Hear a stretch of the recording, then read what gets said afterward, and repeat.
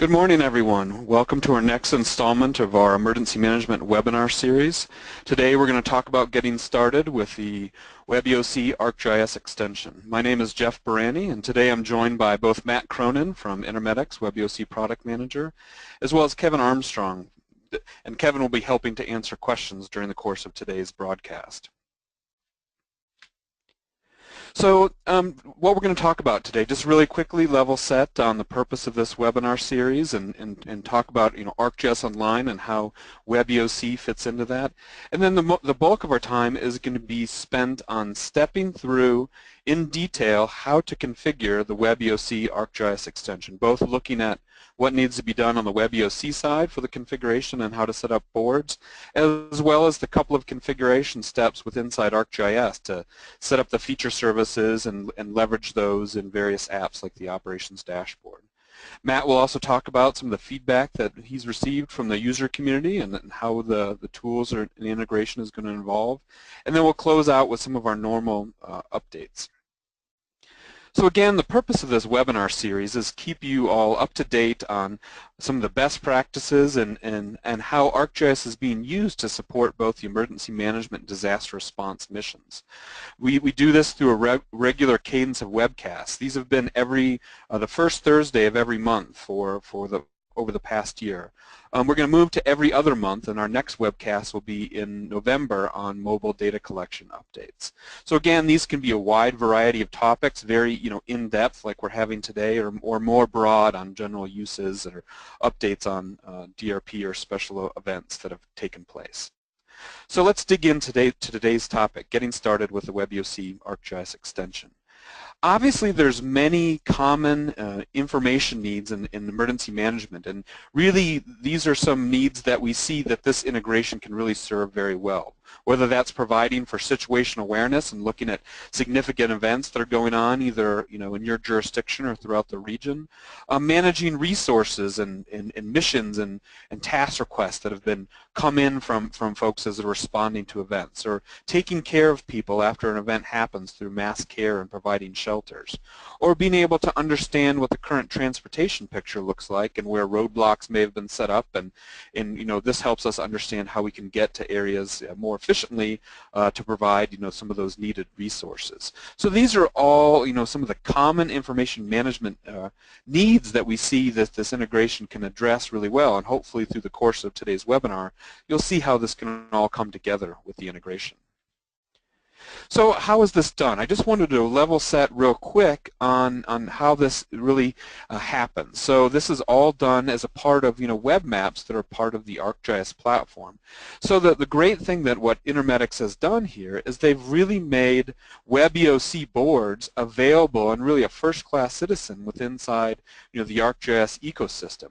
We can take many different source materials, whether that's spreadsheets, database, live feeds, and now WebEOC boards, and bring those into web maps that we can use to configure through various apps to meet our many and diverse mission needs, whether that's decision support or field mobility or engaging with the public. So at a high level, that's really what's been done here to bring all of this information together and provide some really compelling capabilities to folks to be able to get at the information inside of the system of record and see that on a map to support decision making. So with that, I'd like to turn it over to our guest speaker today, Matt Cronin from Intermedics, to walk us through this integration in more detail. Take it away, Matt. Thanks, Jeff. Thanks, Jeff. Happy to be here. So I just want to give everyone a brief introduction to Intermedics. Intermedics is the company that owns WebEOC. We serve a lot of different markets: government, healthcare facilities, private sector, and not-for-profit organizations. So we really exist to serve those who save lives through our services and our technology solutions. One of our flagship products is the WebEOC product. And WebEOC is the leading crisis information management software on the market for emergency management agencies. And it has a lot of key capabilities. It's easy to use. You can train users within 15 minutes. It's web-based, similar to ArcGIS Online, so you can really access it anywhere with a web browser. We have various mobile apps that provide extended capabilities for mobile users. it's highly configurable. So we have this aspect of boards, so you can build out different processes and components of the system that are really you're only limited by your imagination in terms of being able to create different boards for any needs that an agency would need to track as part of the system configuration. We also have a very engaged user community that really, I mean, there's thousands of those status boards. Again, those boards are those, tracking workflows within the system that are available for sharing between different systems. And we're going to touch on a few of those today that are leveraged with this integration with Esri. And we do have many different add-ons that make the product very extensible, and this is one of those examples of how it's extensible to ArcGIS Online, so we can easily share information with that application. And it has a proven track record of success with hundreds of installations worldwide. So moving into the actual integration that we want to talk about here today, the name of this solution is the ArcGIS Extension for WebEOC, and so this is an add-on to WebEOC. It is an extension of our Mapper Professional product, which is currently based on Esri technology, and it builds on those capabilities. That there's basic capabilities within WebEOC, but certainly our clients have a need for a lot of other additional capabilities that ArcGIS brings to bear. So we provide seamless integration between the two products with this integration, and that provides near real-time data sharing between the two applications. So administrators of WebEOC or designated users have the freedom to convert any number of their boards, of their workflows in the system to feature services in ArcGIS Online. Once those are set up, as records are added to the system and they're geocoded and added to the system, they're simultaneously available within ArcGIS Online and the applications they're in. So you can use the WebEOC data in tandem with your other ArcGIS Online data sources, tools, and dashboards. And this is really important for our joint clients, which there are very many of those, and those clients are already using both of these products, and they have that need to share that data between the two applications.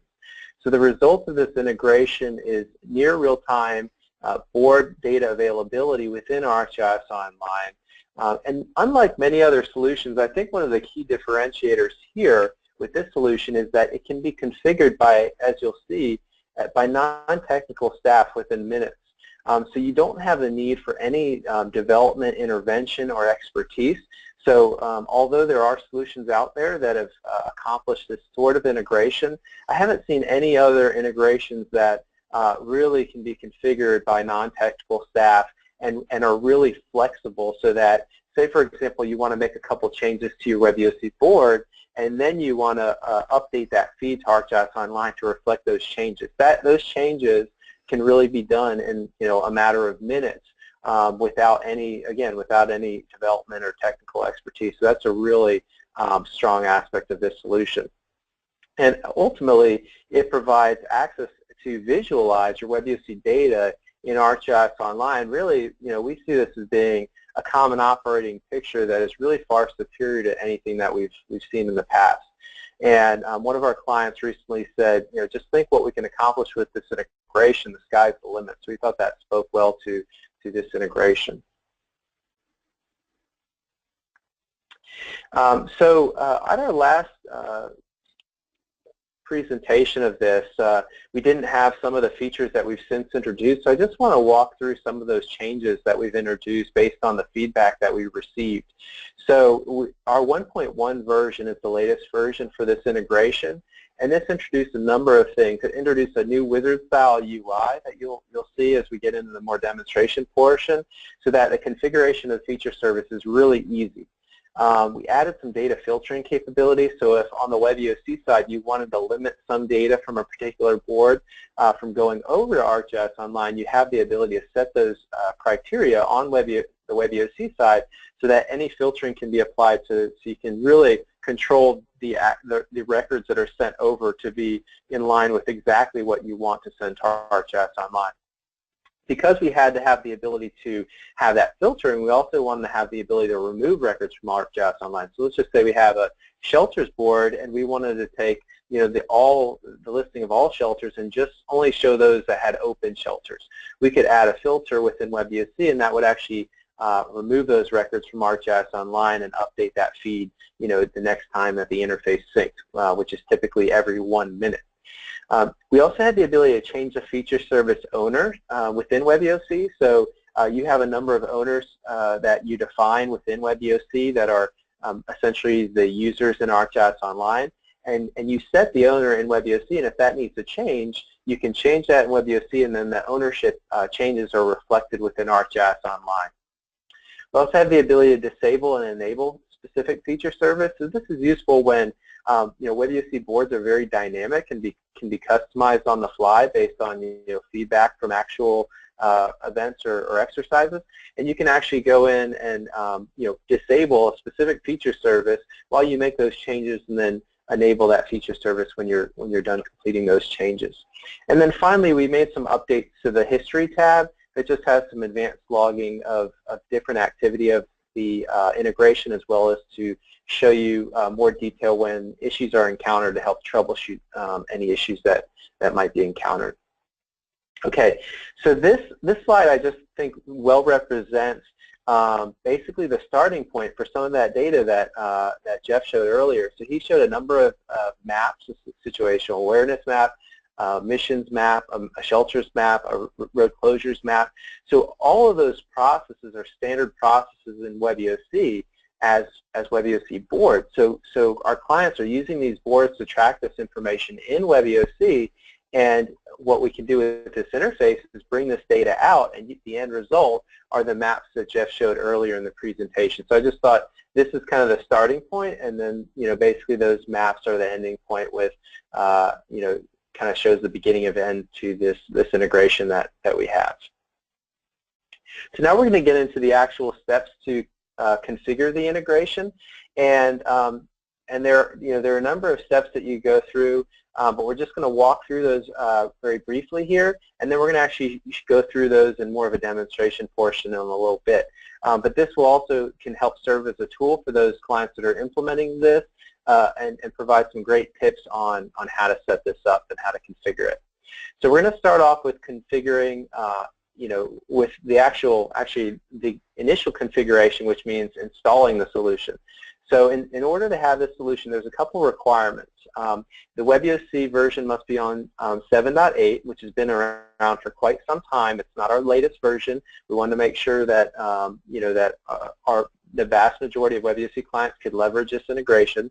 So that's the minimum version. You want to have Mapper Professional, so you want to have our mapping, the basic mapping that we, our mapping solution within WebEOC.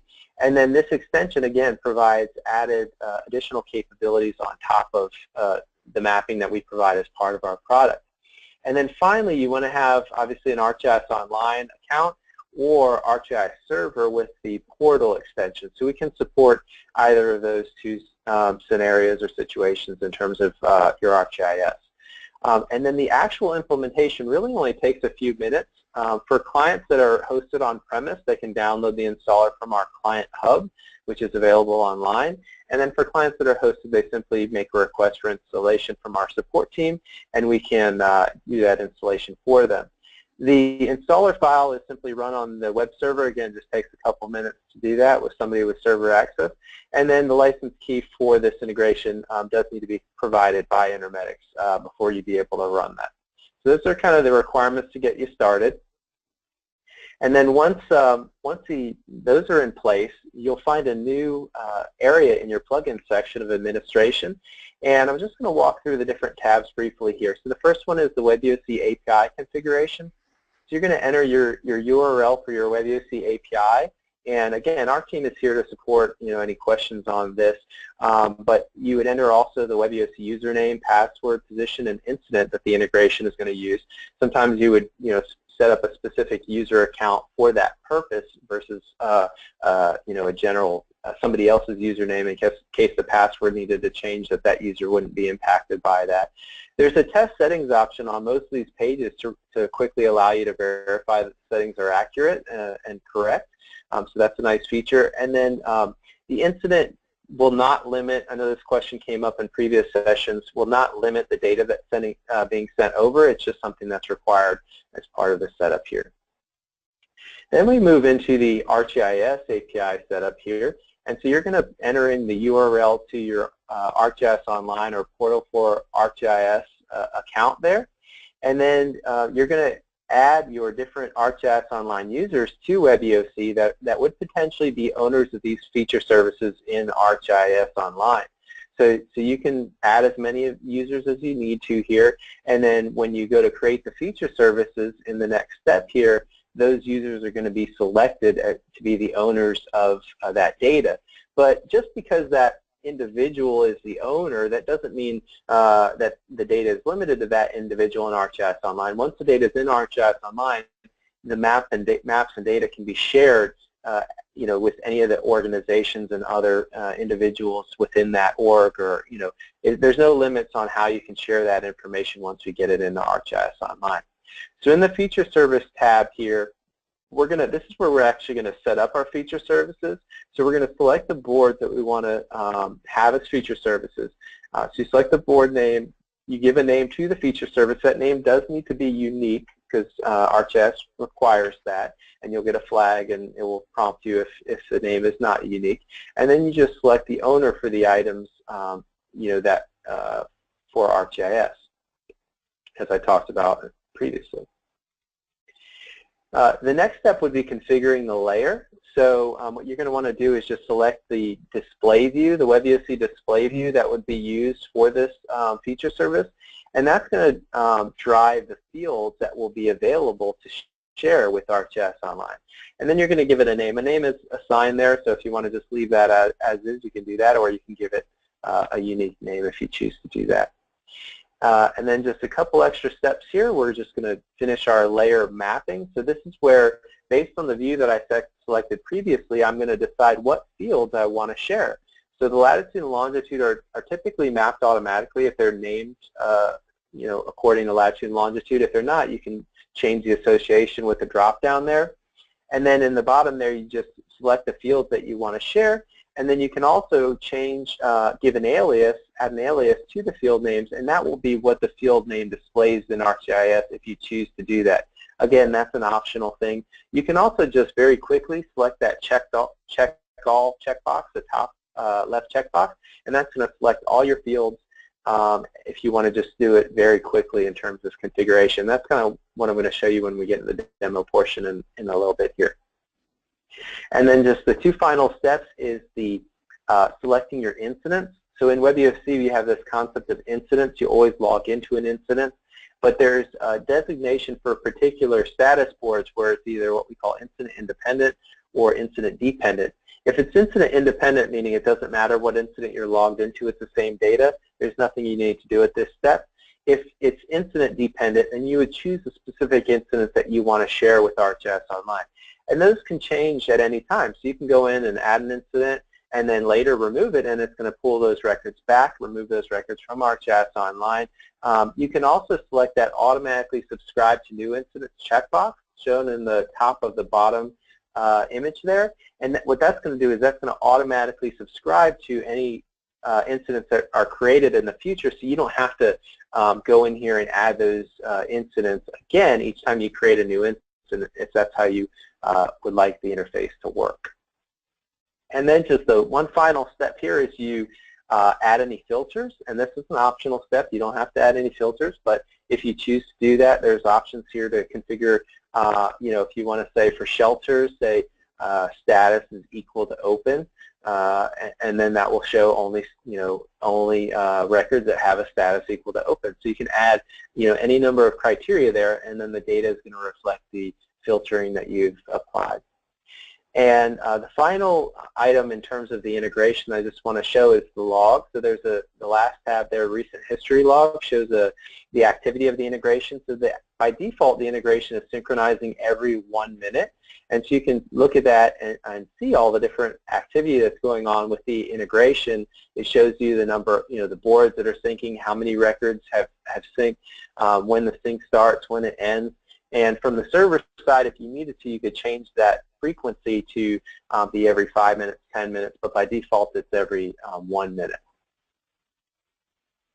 All right, I'm going to turn it over to Jeff to talk about, once that's done, how ArcGIS picks up the data from there. Great, thanks, Matt. So this is what the board data looks like now on the ArcGIS side. We've got essentially a representation of the WebEOC board as a feature service within either ArcGIS Online or Portal for ArcGIS. So the first step here is to simply add this feature service to a web map. That'll be the first step here in the process. And now that we've got that feature service in here, there's a couple of knobs and dials that we want to turn here inside the ArcGIS environment. The first thing we want to do is configure this feature service within the web map. So we want to make sure that we adjust the pop-ups accordingly. What fields do we want to display? How do we want to style this information to represent some of the information that's inside that board? And there's a couple different ways of doing it, and this just shows an example of a more advanced way of configuring the pop-up here using some custom HTML text. So it's pretty easy to do, and we can get you this little snippet here of HTML code to cut and paste into your pop-up. And now when folks click on these shelters, either inside the web map or any of the other applications we can configure, it can be displayed and styled in the way that you see here, with the nice alternating colors for the various rows. You see the Powered by WebEOC logo up there on the upper right. So pop-ups are one step here to go through on the WebEOC or on the ArcGIS configuration side. The next thing is to adjust the symbology, appropriately, and so we can do that through the change style, icon here.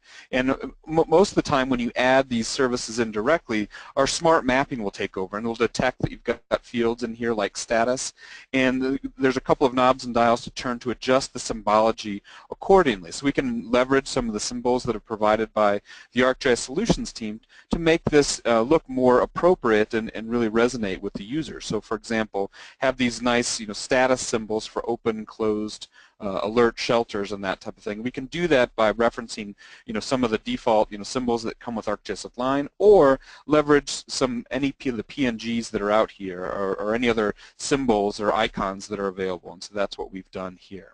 So the third step here is to set the refresh interval appropriately. As Matt said, the default refresh interval on the WebEOC side is every minute. So for example, if the status of a shelter changed from open to closed, we want to be able to see that here within the map as well. And so we need to make sure that we set that refresh interval inside the web map to make sure we're always seeing the most recent data, whether that's changes to status or additions or deletions of data that show up.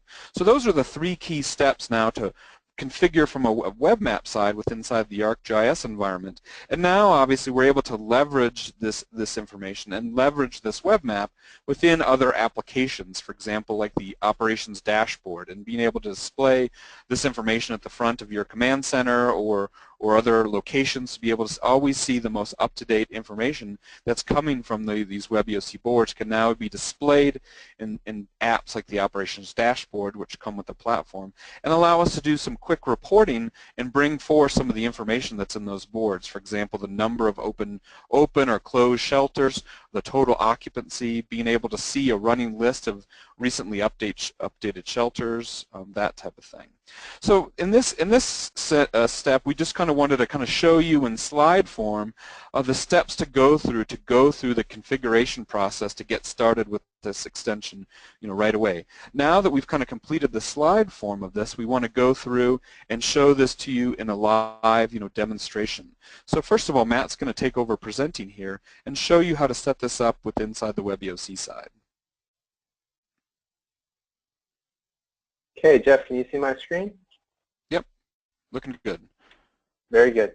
Okay, so I'm in WebEOC here. I'm going to go ahead and log in my application, put in my username and my password.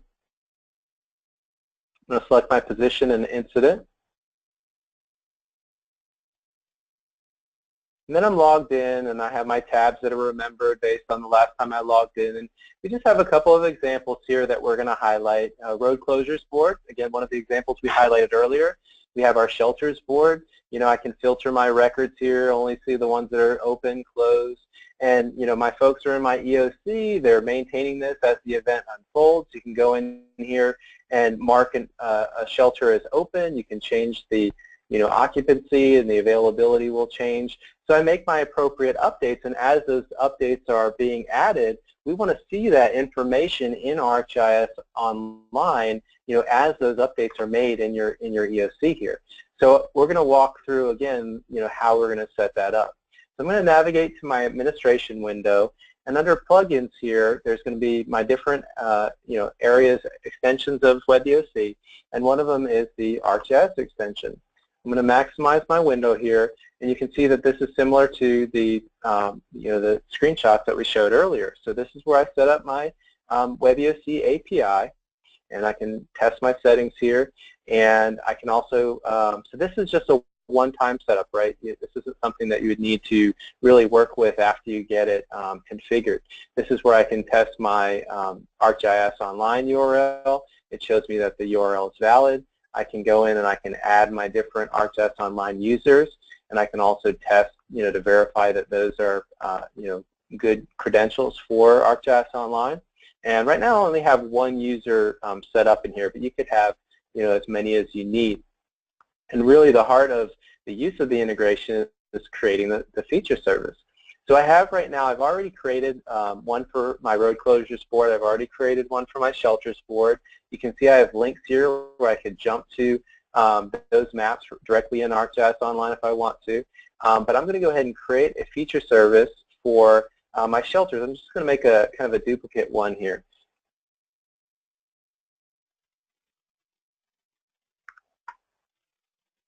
And select my user. There's only one, so I can't select any, you know, but usually I would have the option of selecting additional if there were any. So I've given my feature service a unique name. I hit next, and here's my layer. I'm going to select my view. So I'm going to select my details view because that really has the most fields versus the list view that has only a subset of my fields. And again, the fields drives what fields we have available to share. It already stamped my layer name here, so I'm just going to leave that as is. I hit next. It automatically maps my latitude and longitude field. Then I select what fields I want to share. There's a couple fields that are always shared. So entry date, which is basically last updated, right? So I'm just going to change this to call it last updated because that's how I want it to show in ArcGIS Online. The incident ID, that's really just the incident. So I'm going to call it incident and say position, okay? And so those fields are always there, system fields, and then these are your actual board fields. And if you, again, if you modified your board at any time, you can go back in here and you could add those fields to the feed with ArcGIS Online. I'm just going to hit this select all option here, and that's just going to select all the fields here. And again, if there was a certain field that I didn't want to include, I could deselect that. Okay, I'm going to hit next.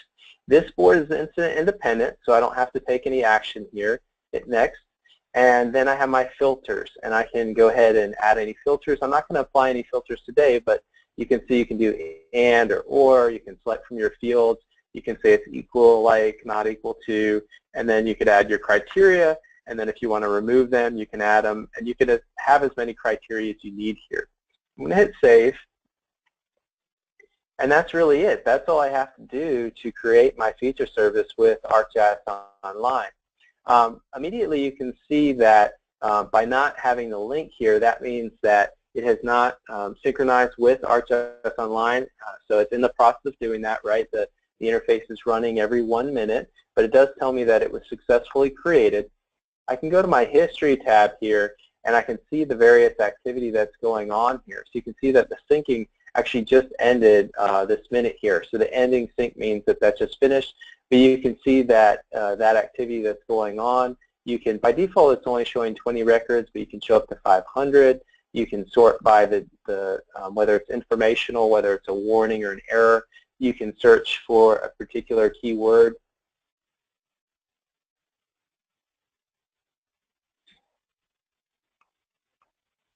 And then you can go back to my feature services here, and then in just a minute here, I should show that pop up there to show that that feature service has been fully synchronized with Esri. I think what happened was we ended that right as it was ending a sync, so it was just going to take a minute there.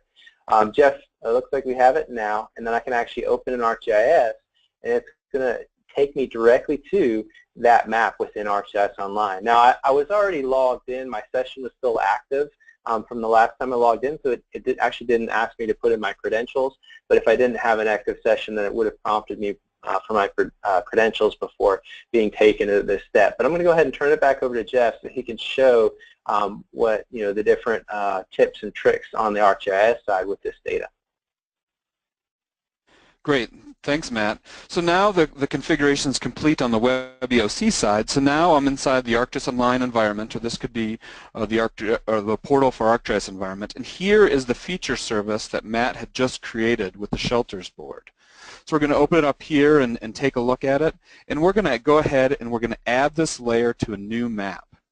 So now we'll be in the kind of the web map configuration environment here, and we can start to do the work to do the configuration necessary to really leverage and take advantage of this data. So you can see by default it's come in with a generic set of symbols, and what we want to do here is we want to come in here and leverage some of the information that's inside here. So we want to, and that's the first step in the process. So we want to have this map service draw by the status field. So you can see that I've applied a unique value render here, and I can see with the open closed status. Now I'm going to further configure this to make this draw and display the way that I want. So we're going to update and override the symbology here for that was brought in here by default. So to do that, in this case, I'm going to use a icon or symbol as an image. So I'm simply going to paste in here the URL to the symbol that I'd like to use. I'm going to update the size here just real quick. And now you can see we've got a closed icon here that we're able to leverage and show here in this environment. So I'll do these just for a couple of these in the interest of time so you get a sense of how this works. We've got our open symbol here, and then we'll do alert.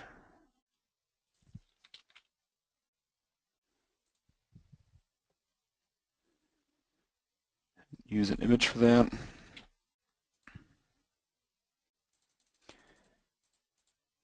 And there we go. So I just wanted to give you a sense here of the first step here of updating the symbology. The next step that we want to go through here on this side is update the pop-ups for this information. So I'm going to go ahead here and go into the configure pop-up dialog. In this case, I'm just going to do a list of attributes. The screenshot we showed before was the custom attribute display with just leveraging some snippet of HTML code. But I'm going to configure the attributes and pick what's some of the information that I want to display and draw here. So you can see this is the updated alias that Matt set on his side for the last updated information. So I'll say last updated. I'll have that display here. I'll take away common fields like latitude and longitude. We don't need to display those in our pop-up.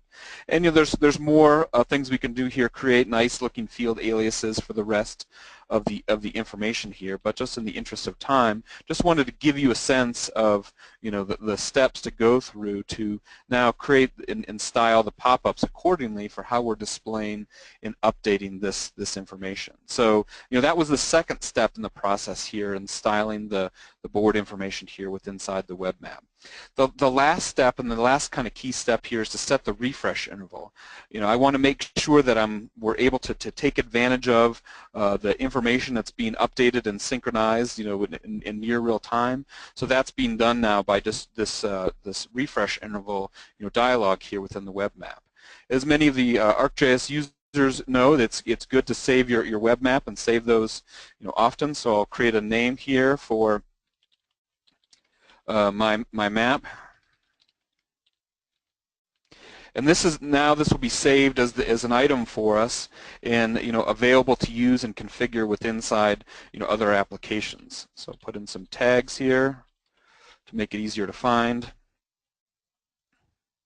And there we go. We're off and running. So in this case, we've really just focused on simply, putting in the information and styling the WebEOC specific, information, and didn't go through all the details that are available with the web map. But obviously, we can add any other data to this that we want. We can add layers from the web and add in other map services that are available. We can search ArcGIS Online. We can browse the Living Atlas and add in the wealth of content that's available here, and use this for additional context for our web map. So if I go to the Earth Observations category, for example, I can add in the active hurricanes and see what's impacting both the southeast United States and Hawaii, right now. So I just wanted to highlight that, although we're really kind of focusing on just the WebEOC configuration here through the process, that we can leverage any of the other, components and power of the ArcGIS mapping side along with, in conjunction with this data. So now I've finished configuring my web map, and as we talked about earlier, web maps can be leveraged by many different applications within inside the ArcGIS environment. So in this case, I want to just go through a couple of quick steps of looking at what we can do to configure the operations dashboard, one of the apps that comes with ArcGIS. We're going to create a new operations view here, an operations dashboard view, based on the content that we just created. So here we can see the shelters web map that I just created here, and I'll go ahead and select that web map. This could be anything. This could be web maps for your significant events board or missions board or whatever the case may be. And you can have multiple boards or multiple layers within inside your applications. So note here that already in the settings it picked up that this information will be refreshed dynamically every 30 seconds. This was based on the refresh interval that we'd set within inside the web map. And now we're able to display the information from the board here, right here within the operations dashboard. But what's really important and compelling here is that we can further leverage some of the information and configure some of the widgets that come along with this particular application. So for example, if I want to have a list view of shelters and I want to sort these by the last updated field, and basically be able to highlight on the map recently updated shelters. This will be kind of a running list that will automatically update to show recent information. Instead of the ADA compliant field, I'll have the label field be the field by default. And you'll notice here, now I can style and take advantage of any of the information that's in that WebEOC board.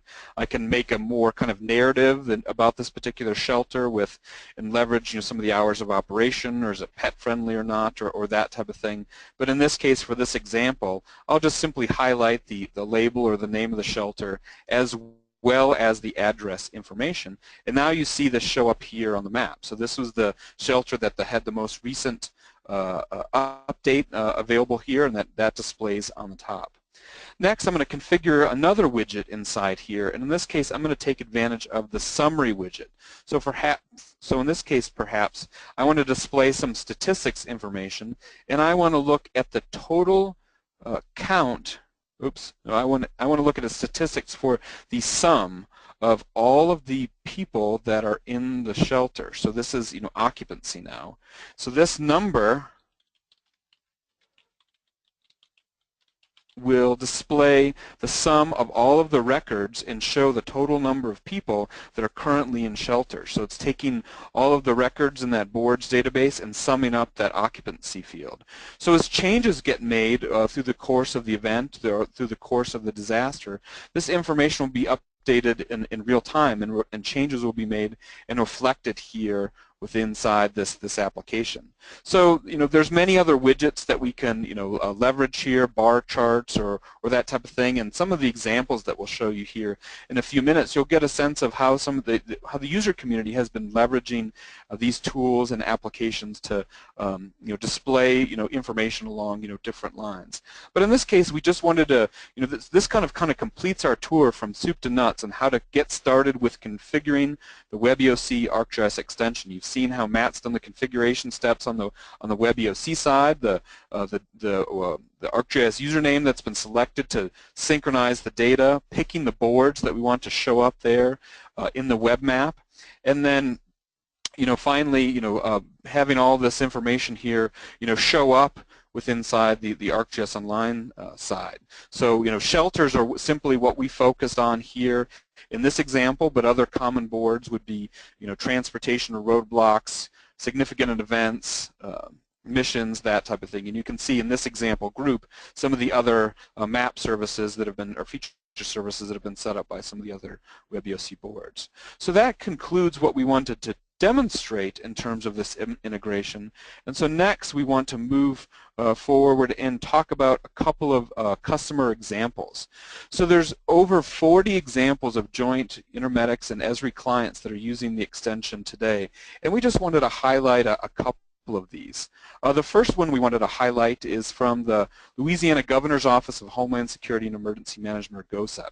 So this is a screenshot actually from last Monday. So obviously the epic flooding has taken place in Louisiana and impacted many down there, and both Esri and Intermedics have been helping out in a variety of ways, and GOSEP wanted to leverage this integration really quickly. So just in one morning able to configure both the WebEOC side and the ArcGIS side, as Matt and I have demonstrated this morning, and able to start to leverage the capabilities really quickly. This is a points of distribution example with displaying that information from a variety of boards. This was just the first example put together, and I believe that they may be looking at others quickly. But just a kind of a testament to the ease of use of the technology and being able to configure this very quickly to support mission needs and support decision making. So this was one example that we were really excited to share with you today, and really proud of the work that they've done there in Louisiana to take advantage of this. The next example is from Cal OES. They were one of the beta sites for the integration. In this view of the operations dashboard, we see two different boards. We see both missions and shelters. And you can see this is a more kind of advanced view of leveraging the operations dashboard to report on the wealth of information that's already inside the WebEOC boards. We see the number of shelters that are open. We see a threshold icon here to let us know how we're progressing towards filling up their shelters and letting us know if we need to open up new ones. We see running lists of open shelters and significant events. And this is just a more advanced configuration of being able to display this information and really kind of take advantage of the power of the integration here. So Matt's going to talk us through the next example here.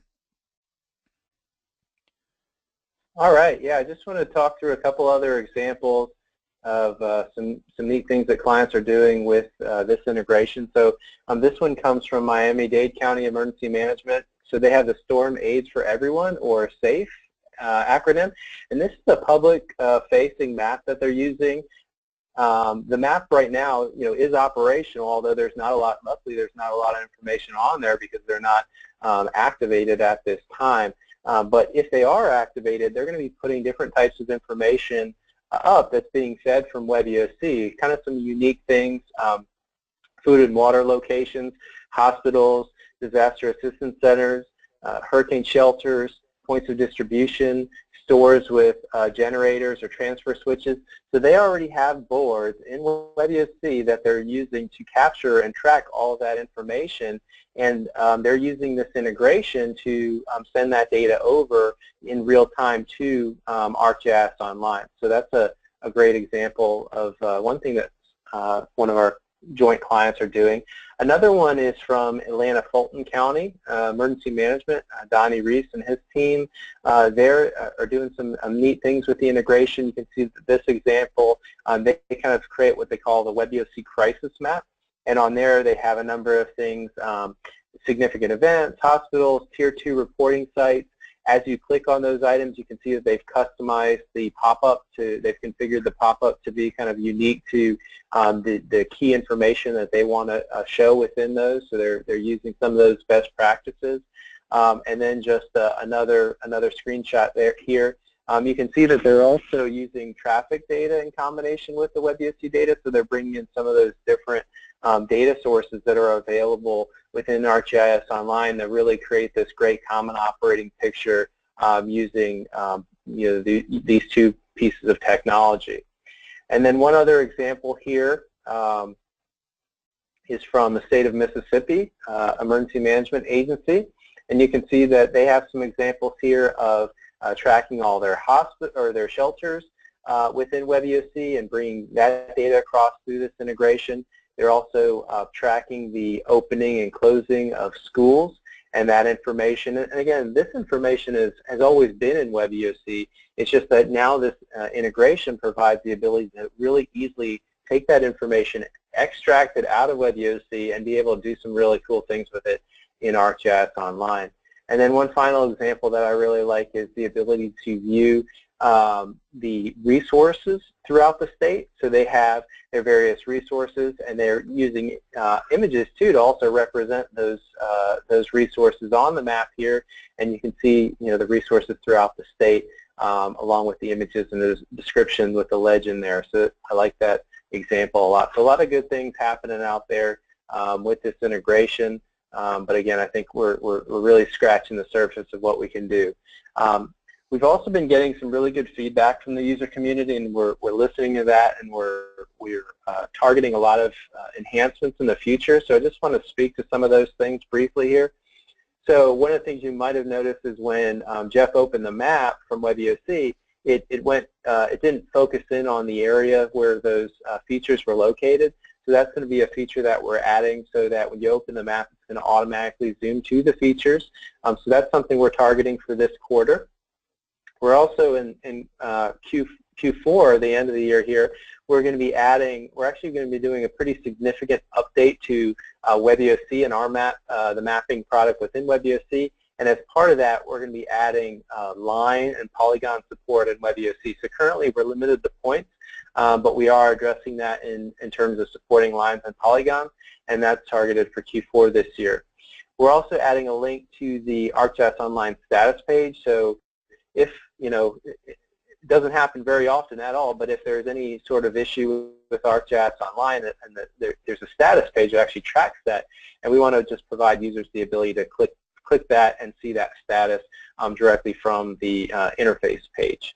The other thing that we've heard loud and clear that we're really looking closely at and determining the best way to address is to look at bi-directional data integration between the two products. So right now, this data integration is one way from WebEOC to ArcGIS Online, but we are evaluating the ability to have this be bi-directional. And that way, as you're doing updates in ArcGIS Online or say using Collector in the field, that data could be fed back into WebEOC using this bi-directional interface. And finally, a couple other things: attachment support, being able to bring attachments between the two applications, single sign-on, so you don't have to put in your credentials between the two applications, and then direct linking, the ability to say open up a pop-up for a record and be able to click a link and navigate directly to that record in WebEOC. So just really, a seamless process between the two products. So we are looking at some of those other things, but don't have timelines for those last couple items yet. Great, thanks, Matt. So just a couple more remarks here and in closing some of the standard, business before we open this up to questions. So unfortunately, there's been a lot of disasters, recently with the epic flooding in Louisiana as well as the earthquake in Italy and others. And so there's been a lot of great, examples from the user community out there in creating information products to support those, and we've updated our examples group to reflect some of those updates. There was a business status, crowdsourcing app that was put together to have the crowd help out, showing when businesses have reopened after the flooding. FEMA's put together a nice story map journal that summarizes the current situation in Baton Rouge and the flooding there. The Parish of East Baton Rouge has put together a nice ArcGIS Web Application Builder app to share information with the public on the current status of the recovery. And then finally, there's some information on the impact in damaged structures in Italy in the final map example. So we'll be sharing these links with you after the webcast, and you'll be getting these direct links in the post-show email, as well as we'll tweet out the links to these as well. A couple of other things real quick. Just wanted to highlight there's some new live feeds that are available. So there's some new forecast information that have been added to the Living Atlas collection of live feeds. So ice, wind speed, snow, that type of thing, as well as precipitation.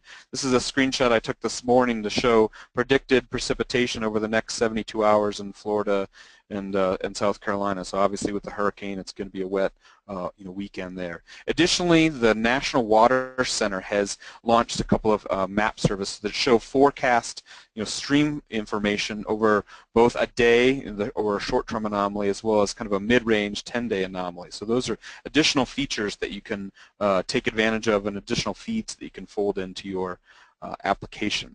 Just kind of a public service announcement, as you saw with some of those forecast feeds, that completes the transition of the TM services set of feeds that some of you may have been using over the past 10 years or so. We've migrated all that to ArcGIS Online. They're available to you as a part of your subscription to use for free, and just wanted to make sure that you update your links in your apps before these retire at the end of the year. So a couple things in closing before we open it up to questions. Hope you've learned how to and seen the steps to go through to configure this application or this integration. Hopefully get a sense of how easy that is to do, and you're thinking about how you might be able to leverage this inside your own organization.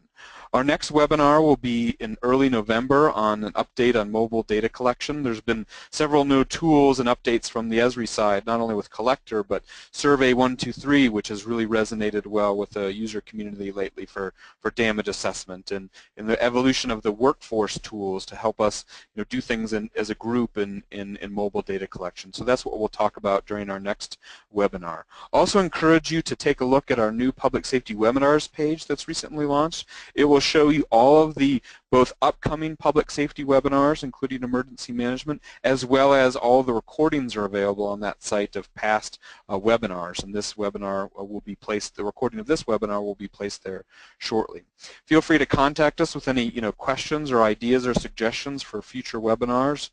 Follow us on Twitter, and our common Twitter handles are listed there, including Intermedics. We've been tweeting out today from the public safety account using the Esri EM hashtag, so some of those links are available already on Twitter. And don't forget to join us next year in San Diego at both the National Security Summit and User Conference. It's never too early to start planning. So with that, I'd like to open it up to questions. So Matt or Kevin, are there a common set of questions that you've been seen come across today, or that we want to pick up and answer here in our closing minutes? There's a couple that I've seen that are common.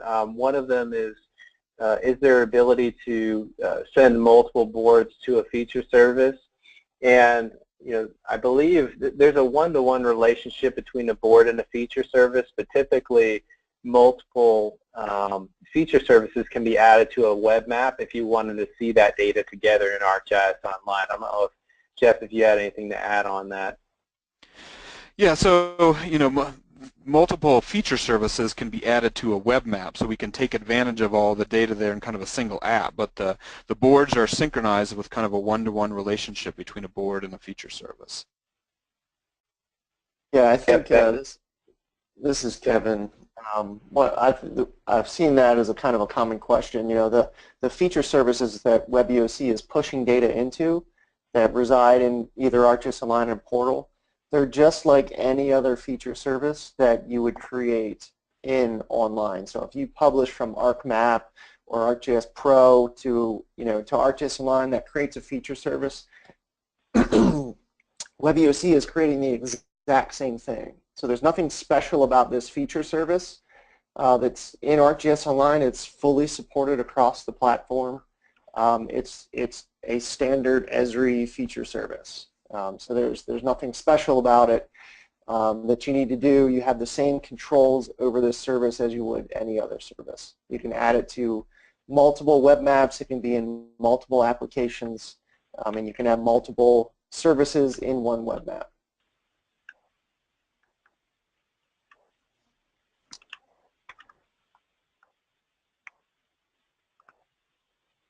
Great. Thank you, Kevin. Matt, anything else that you want to, any other common questions that you've seen here to highlight? A couple others. What is the minimal refresh rate for the integration? And that's basically every 1 minute. I think we mentioned before. You know, one of the ones is this: is there a license cost for this? And there is no license cost for this. Again, this does require you know, WebEOC and Mapper Professional, and the only cost is a very small increase to Mapper maintenance for that. But typically we have license costs for these sort of integrations, but we're waiving that indefinitely for this integration.